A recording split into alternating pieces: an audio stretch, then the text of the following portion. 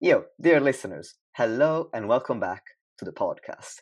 Today I have a new guest on, Dr. Tess Kilwein. Welcome to the show.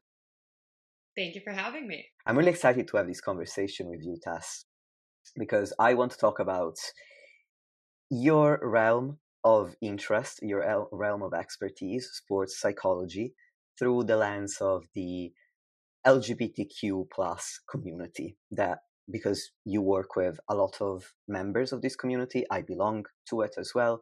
All of my clients do. So I think this is going to be a really thought-provoking conversation. When I have a new guest on, in order to help my audience get to know a little bit about them, I always ask this ice-breaking question, which is, who are you? What do you do? And why are you so awesome at it? Awesome. So, yes, I'm Dr. Tess Kilwein, as you mentioned, and I am a clinical and sports psychologist. So that means I provide both clinical mental health services to athletes and performers and, other folks, as well as to sports psychologists. So I'm specialized in providing services to athletes and other performers. So really, I just work with people whose jobs require them to perform at a high level, whatever that means for that person. Athletes, performers, healthcare workers, executives, so anyone who really experiences pressure in their world. I'm not the one saying I'm good at it, but you invited me here. So I would argue maybe I'm good at it because, I have this understanding about how stress and identity and performance all collide among these populations. And, I don't pretend that people are just machines that can push through it all the time. I recognize that sometimes people need to take a step back and have a space to talk about those intersections. Yes, that is exactly why I invited you here. I always ask, why are you so awesome at it? Because I want people to know I think they are awesome. That is exactly why they're on the podcast. I appreciate that. I noticed that you chose the name Unapologetic Psychology for your practice, and I was wondering why you made that choice. Yes, that came to me through the people that I work with, I think. So, a lot of the people I work with have spent years, if not decades, shrinking themselves, explaining themselves to other people. So, I ultimately wanted to choose a name that gives people this permission, as if they need it, right? But permission to stop apologizing for who they are, what they need from other people in the world, and how they want to show up. So, it really just points to the nature of my practice that we're really direct, we're authentic, and we create that space for people to be unapologetically themselves, to perform unapologetically, to lead unapologetically, whatever that looks like for the people we work with. That's brilliant. I really love that name. That's why I was asking that question. Thank you. And I'm wondering what led to your interest in working specifically, not only with high performance individuals, but also individuals within the LGBTQ plus community. Yeah.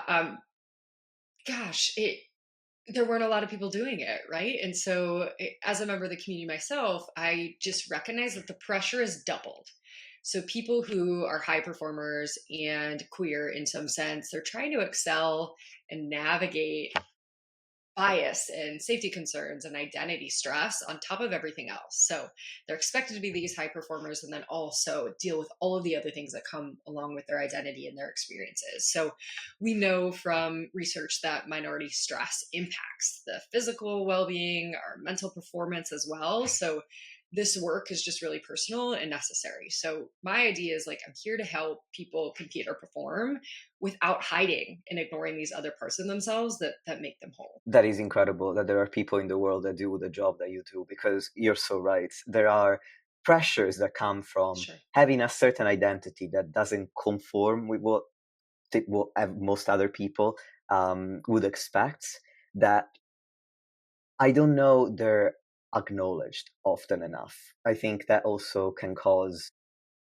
a sense of inadequacy, where you're asking yourself, why is this so much harder than for other people? Because it's not acknowledged that we do struggle with this extra pressure. Absolutely. So I found you, as you know, because we were talking off air, but just to give the listeners some context, because since June, or at least in June, is when they put out a post about it. You partnered up with the IATBP, the International Mhm. Associations of Trans Bodybuilders and Powerlifters, and you became their mental health and performance consultant. So first of all, congrats, even though Thank it's a you. bit old Appreciate news that. now. Still fresh, still fresh. And I'm wondering why you decided to take this opportunity and what the role involves in practice. Yeah, thanks for asking. So, IATBP is one of these really rare support communities that's built entirely by trans athletes. So we just don't have a lot of organizations that exist with that specific purpose. So I actually found them when I was invited onto a podcast. They do these fireside chats with different, folks in this community doing this work to just have these discussions, right, about trans athletes, which is a really hot topic right now. So I was invited on the podcast with the organization, and because of the mutual respect for what we both do, we just entered this kind of informal conversation about what it would look like. So, what would like a formal mental health and performance consultant role look like for an organization right that? So, the role is still new, right? Since it just started over the summer, but my primary responsibility is to be available to the members. So, it's a member organization. Should they be interested in connecting with either mental health or mental performance services? So members can contact me directly and say, hey, this is something going on for me. I'd like to work with someone who maybe specializes in this aspect of my identity and this aspect of my high performance, right, as an athlete. So that can involve connecting with me directly, or it can involve connecting them with a provider across the US via directory that I created. The directory is all providers who specialize in LGBT care and high performance, and many of those specifically in bodybuilding and powerlifting. So that was a really exciting thing that came out of our collaboration is we now have this director of providers that say like, yes, I understand this work. I understand the intersection between performance and identity, and I'm here to serve those athletes. That's brilliant, especially because I find that not only is the community of trans athletes quite small, and so there aren't many people who work with us, but also, especially when it comes to bodybuilding, it's quite a different sport than many others due to its extreme nature. And it does combine um, as a type of physical activity, which is lifting weights, but it combines that with your appearance because you are judged on the way that you look on stage. And I think that appearance can be tied really closely to one's identity when it comes to being transgender. So it's excellent that athletes can have access to that kind of mental health support because anyone, regardless of whether they're cis or trans, struggles with that most likely throughout their bodybuilding journey. So having access to support and to support from somebody who understands what it's like to struggle with that, but also struggle with being trans is incredible. Absolutely. Yeah, I could not have said it better myself. And I actually, dear listeners, in case you didn't tune into the episode, I did interview some of the members of the IATBP in episode 159. So you can tune into that for more of an understanding of what they do and how you can get involved. But back to you, Tess. So I actually want to spend a little bit of time talking about specifically gender diverse bodybuilders because whether they're competitive or not, these are the people I primarily work with. I specialize in fat loss and muscle growth. So in essence, what I do is bodybuilding specific training and nutrition, even if I don't take people to stage. So I think this will be especially helpful to my listeners. And I'm wondering if so far working with the IATBP or in your own private practice, you've worked with gender diverse bodybuilders and what you found to be different for them compared to your experience supporting athletes from other sports, if there is any difference. That is such a great question because I've worked with gender diverse athletes and performers of all kinds, but bodybuilding and powerlifting is a unique, specific sport that requires a different understanding of the relationship, I think, between, again, the mind and the body, like you mentioned. So, bodybuilding specifically is an intense, really body focused sport. So, you add this trans or other gender diverse identity component to it, you're adding on dysphoria, which is often very body based, right?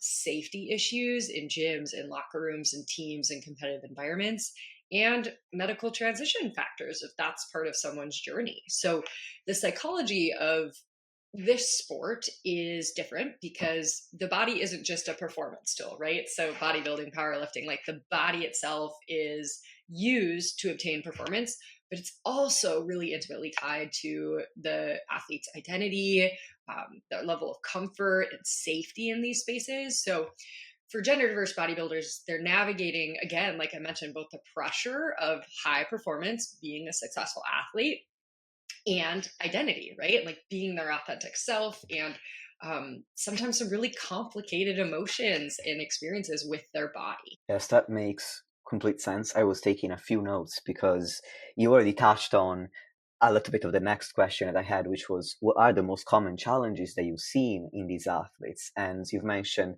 pressure of high performance as an athlete, but also embodying their authentic self and having complicated emotions that can arise from the situation. So I'm wondering, when it comes to the pressure of being a high performing athlete and also the pressure of living as their authentic self, what do you find is how do you find that people struggle with the intersection between the two when the physical intersection of that is their body and what they look like? Yeah.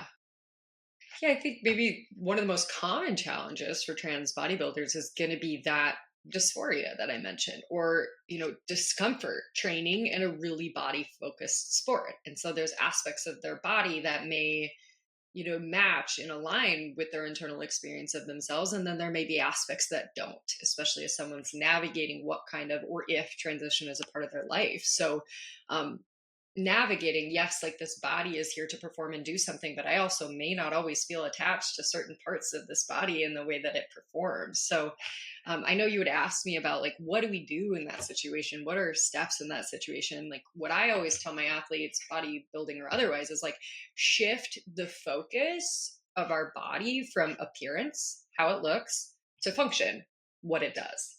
So asking yourself, like, what can my body do right now, instead of how does my body look, which is hard in a sport that is kind of aesthetic, right? It's focused on appearance. But think of your body as, it's functioning for you, it's doing something for you, it brings you through these competitions, brings you through these spaces, can reduce some of the distress, focusing more on the function than the appearance. Do you find that the feelings of dysphoria change in any way between when an athlete is losing body fat, so they're in a fat loss phase, and when they're in a bulking phase, attempting to gain weight and muscle? Yeah, it depends. It depends on maybe what parts of the body and in what ways someone experiences that dysphoria. It could also depend on sort of societal norms around gender, right? And so, depending on maybe if you are a trans female, a trans male, non binary, gender diverse, it may be a function of, okay, what aligns with my goals in my gender transition. So, it could be that losing or gaining weight causes dysphoria for one athlete, or losing or gaining weight causes euphoria, safety, comfort for another athlete. So this is where it's important to talk about the intersection between being an athlete and identity. Is it so dependent on what is someone's transition goals? How is that tied to their dysphoria and their goals of performance? That's why it's so important that people understand this intersection. Absolutely. I've also noticed with the clients that I do work with, they also experience dysphoria at certain points in the bodybuilding journey, at certain stages. And as you say, some athletes feel comfortable when they're losing weight and less comfortable when they gain weight. For some athletes, it's the opposite because of Hmm. the way that a body fat or lack thereof highlights certain parts of their body that they might feel more or less in alignment. What I've also found is that what can create dysphoria is societal ideas around muscle and body fat that we are conditioned to believe since we were little. Something I find I share with my clients is, that muscle is genderless, right? Because I find that some athletes think, oh, if I gain muscle in this particular body part, it's going to make me look more masculine and they're more on the trans feminine spectrum. Vice versa, some clients of mine don't want to train legs, and because they are trans masculine, they think my legs are going to make me feel dysphoric if they grow. So something I found to be helpful is to gain an understanding of the fact that at the end of the day, the way that we build muscle is the same irrespective of gender and sex assigned at birth, and that can bring a lot of peace when you understand that.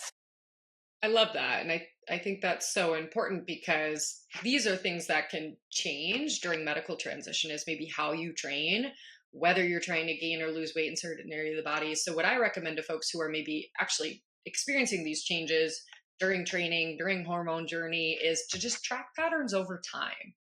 When you understand kind of the trends, what direction you're going, you get to focus more on like progress or process versus this perfect outcome or expectation. So it's easier to adapt training and like change that if you're unsatisfied or you're experiencing dysphoria, is like make those adaptations and changes and be flexible, than it is to like feel something's wrong with me or my body, or I don't look the way I'm supposed to, I don't fit the societal norm. Like comparisons within yourself versus across people or across the societal expectation of what's masculine and feminine. Yeah, that's a brilliant idea. I love the idea of comparison within yourself. I don't like to say that comparison is the thief of joy. I believe that it's a bit more nuanced than that. I like to see comparison compared to other humans as Yeah. inspirational. So it can be positive if you look at it as this is what's possible for the human race, as opposed to that person is better than me for whatever reason. So I am wrong and I will always be wrong unless I can achieve that. Whereas for Yes, I love comparison that. within yourself, that helps at all stages, because that's how you can focus on self-improvement instead of getting caught up in societal expectations. Yes, I love that. And I think that's so relevant to this population that we're talking about, where comparison is a big part of it, right? Especially when it comes to competition, you do feel this kind of weight of comparison. So, focusing most on like, where are you this week versus your last competition? What is the progress that you're making can help people feel, I think, just more of an internal sense of like safety and stability than they do when they're comparing across other performers. And when it comes to bodybuilding specifically, since it is so visual, social media can also contribute to the comparison trap, because even outside of competitive bodybuilding, I have seen a lot of trans influencers become really popular because of the way that they look. And often they are taken as the standard, to the point where I've spoken to people who feel inadequate because they think that in order to embody the gender that they feel aligned with, they need to look like the fit version of that gender that they see on social media. And that can be really hard to reconcile when you don't look like that. Yeah.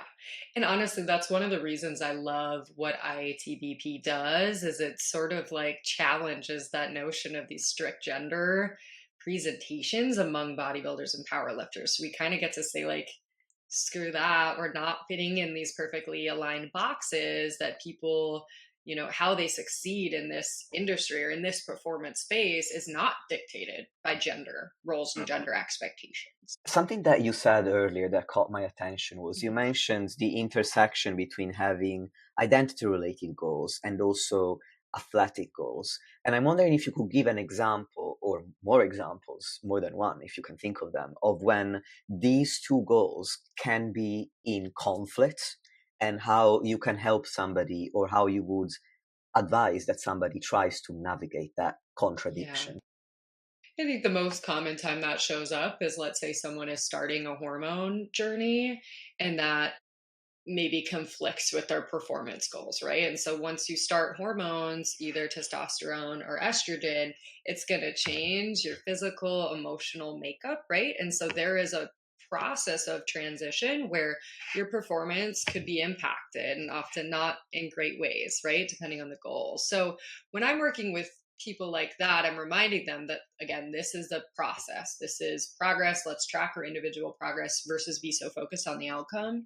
And it's why I think it's so important to have access to providers who understand training, hormones, all of these things that might impact an athlete. So having access to a primary care provider, a strength coach, whatever you're using as your part of kind of success or support team, having people who understand that, where you might navigate some changes in your hormone makeup, what kind of physical changes you might be experiencing, and how you may need to adjust your training, how you may need to adjust your expectations during that process. So reminding people again is like the process of getting where you want to be, both as an athlete or a trans or gender diverse person. It takes time and it takes a support team and it takes a little bit of flexibility, because we don't snap our fingers and like get where we want to be as an athlete, and we don't do that in our gender journeys, right? Like it takes time, it takes guidance, it takes adjustments to your prescription depending on what your goals are. And so that is, I think, a really complicated time for people, in that you're really experiencing some changes and navigating changes on both sides that are related, but not always. And just requiring a lot of, I think, like grace, giving yourself a lot of grace in that process, is that your performance may be impacted. Your aesthetic presentation may be impacted during a time of transition. And remembering what's most important in the moment, right? Like being able to be your authentic self. And again, a reason IATBP is great for folks like that, and that there gets to be room for that nuance of no one is fitting into this perfectly masculine or feminine presentation of bodybuilding that is so present in this world. There gets to be kind of the nuance and flexibility as people are navigating these changes with their bodies. That's super helpful. You brought up something as you were answering my question, and also you brought it up earlier. I can summarize what I thought you brought up as the importance of having a community that understands and can support you. Now, this can be difficult because gender diverse people are a minority. So I'm Yes. wondering, when you're working with an athlete, what kind of resources do you point them to when it comes to how do you find a supportive team, a supportive gym, a supportive environment where you can feel safe? Yeah. Yeah, this is so unique because it comes down to just managing this constant stress about safety and belonging in a sport that wasn't really designed for you as a trans or gender diverse person, right? And so there's lots of things I think about in the community and the environment for my athletes. One is navigating locker rooms and teams and categories that were not built for them, right? And so how do we find competitions or environments that are maybe more aligned with that experience for you? Sometimes that's not possible, and again, the sport wasn't made for trans or gender diverse people, so it's having, the ability to maybe educate coaches or teammates while also performing. That's a stress too. So maybe if it means the coach or the teammates you surround yourself are a little bit more aware of gender diversity or a little bit more affirming of that than maybe the sport as a whole, then those are the people you want on your team, right? Like there's this idea of like a really successful coach or teammates, right? But when you add in this identity component, that's arguably more important, is having someone who understands that intersection in pursuit of your performance excellence. I also mentioned, having access to people who understand training, hormones, medical, all of that stuff. So my team for athletes often involves a nutritionist, like having someone that can support you in some of your goals. Again, maybe you're transitioning, maybe you're not, but either way, like I want a nutritionist on your team that can help you with some of those changes, make sure in pursuit of performance excellence, so you're not neglecting your nutritional needs, your hydration, your nutrition, your fueling plans. So I love to have a nutritionist on board, and I love a strength and conditioning coach, right? Someone who is helping you as you're trying to achieve these aesthetic and performance goals, making sure you're doing it in a healthy way, in a way that's not compromising your injury risk, in a way that could cause you long-term body challenges. So again, if you can have a nutritionist and a strength and conditioning coach that understand the needs of a bodybuilder, but also understand what it's like for a bodybuilder who's maybe on hormones or seeking transition, or just the stress that comes with being a trans or gender diverse athlete, like those are the people that I want on your team. Given that I am an online trainer and a certified nutritionist, I can't Good. but agree. I can't help Yes. but agree with everything you've said, especially with the fact that the rates of disordered eating and eating disorders in our community are quite high. There Yeah. seems to be an intersection between all of these, and it's very important to understand that that is often related to feelings of dysphoria. I personally am going to share that I suffered from anorexia, and in hindsight, I realized that it was a symptom of gender dysphoria that I wasn't aware Yeah. of at that point in time. Thank you for sharing that. I know that's so hard to share, but it's important to note that eating disorders are elevated both in the trans and gender diverse community and in our bodybuilders and powerlifters, right?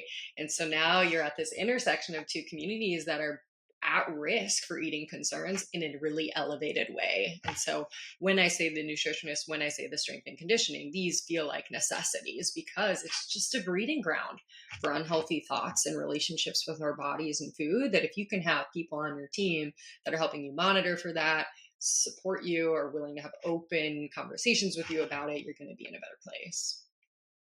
I would also add a third community to that that is intersects the other two, which is the neurodivergent community. Great So you've point. got Absolutely. all Yep. three communities, and Yeah. those are all a breeding ground for these kinds of Yeah. issues, And we unfortunately. don't talk about that enough. I think we are recognizing right now that neurodiversity and trans and gender diverse, there's a major overlap of those two communities. But in the bodybuilding community, that's something to think about too, is who might be attracted to this sport, who may be, you know, seeking this kind of sport as a form of community or a form of coping, right? And thinking of all these factors that may put someone at risk.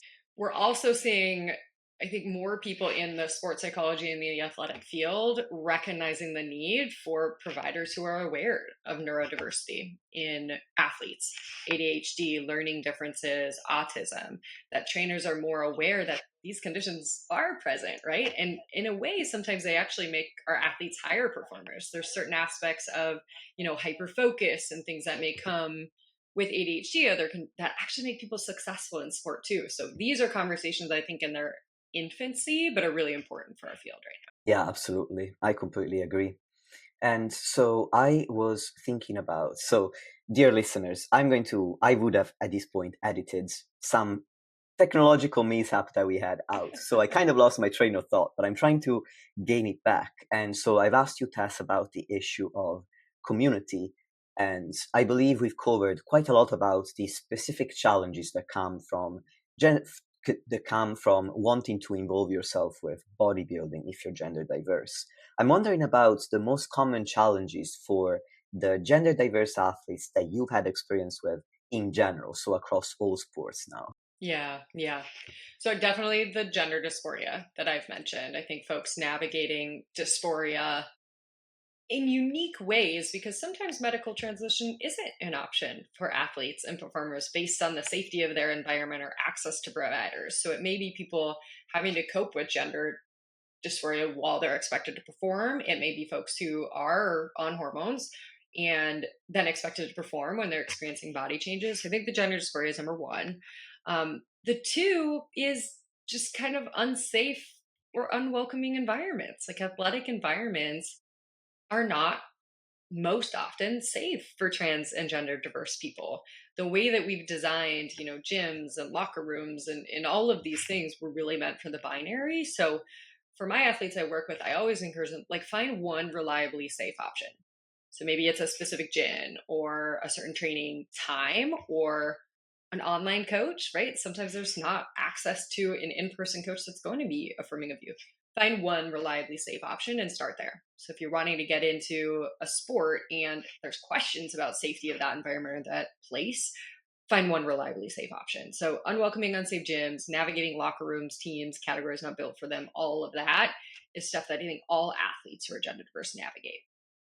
The last one, dealing with, of course, like the social or political noise that turns athletes' identity into a debate. And we're seeing this play out right now, I think, really in really exaggerated ways, right? So, like, our percentage of trans athletes that are performing at the highest levels is really small.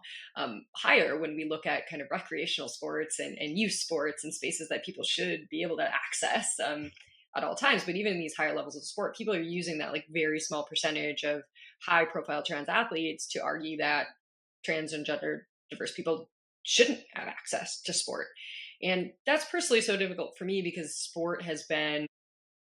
I have seen sport enrich people's lives and bring benefits to people in terms of community and psychological health in so many ways of like, why would we want to restrict that from anyone? I think there's so many arguments for why trans people should be allowed to like safe and authentically engage in our communities, right? But the biggest one for me is like, why would we take something away from people that can just enrich lives so much in the name of fake fairness, right? So that just like social and political noise that turns people's identity and who they are into this really public debate while they're just trying to live and perform and compete and like just be part of the world.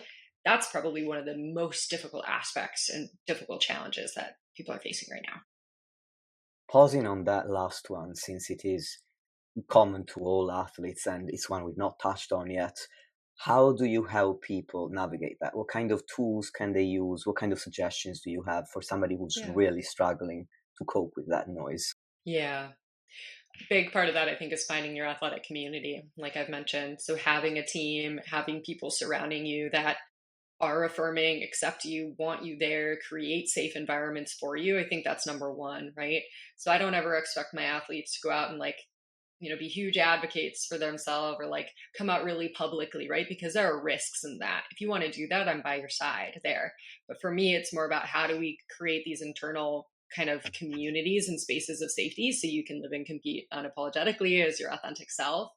And then if someone is in a place where they want to speak publicly or they want to advocate or they want to challenge a policy, I'm going to be right by their side doing that. But I'm going to be honest about the risks of that too, right? So the most important thing is like find a community and team of people that are going to support you in whatever you decide as a trans athlete. I think something that you're not necessarily highlighting, but I think it's important to say, is that it's great that you talk about the pros and cons that come with advocating for yourself, because I think there's also sometimes the implication that if you are gender diverse, you need to be an active activist. And that does come with risks. And maybe some people feel inadequate or guilty or ashamed if they choose not to do that. Yeah, I'm so glad you pointed that out because it's not your responsibility to change public opinion, to educate coaches and teammates and organizations and industries and institutions. Like that weight is not all on you. And I think trans and gender diverse people feel that often, and that they have to be the educators and the advocates and sort of ignore their own personal safety needs. And so for me, I never say that. I never say you have to be an advocate, that you have to speak publicly and you have to promote change. Like promoting change within your space and within yourself is absolutely enough. We do this as a community. So maybe at some point you have more privilege and access and space to do the public thing, right?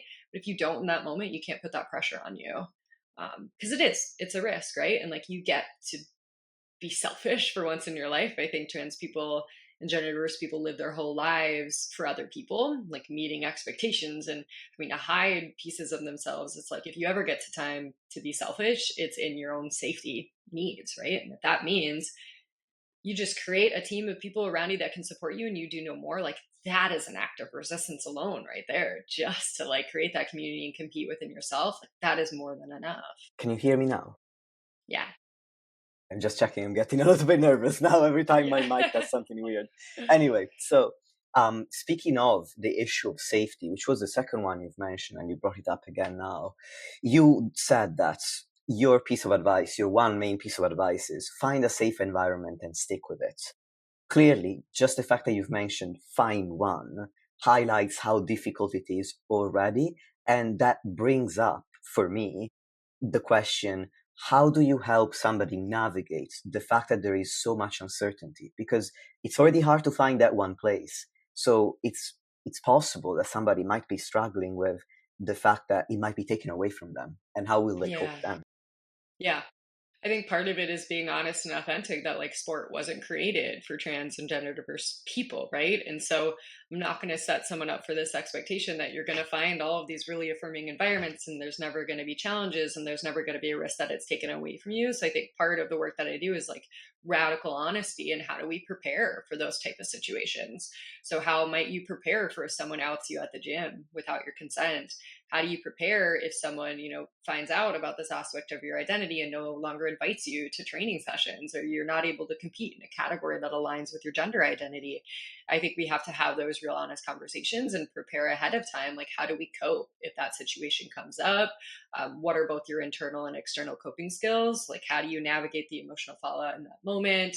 How do you maybe remove yourself and create some safety? But then also, who can we go to? What are our resources that are available for advocacy if that's a route that you want to go? But part of it, again, is just being really authentic and honest that like this is the world we're navigating in, and fixing it is not on the backs of trans and gender diverse athletes. So the more that we can prepare people for these situations, how to cope with them when they do come up, the better. I'm going to give you a compliment and say that I really appreciate that you take this radical honesty approach, because I think that another common issue in the gender diverse community is mental health. Mental health can Yeah. often be really poor.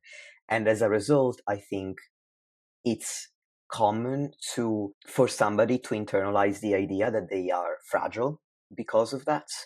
And if everybody else coddles them as opposed to being radically honest, that just perpetuates this idea that gender diverse people are in some way weaker or more fragile, when that's not actually the case. In fact, we are stronger than other people because we build this resiliency against issues that other people don't have.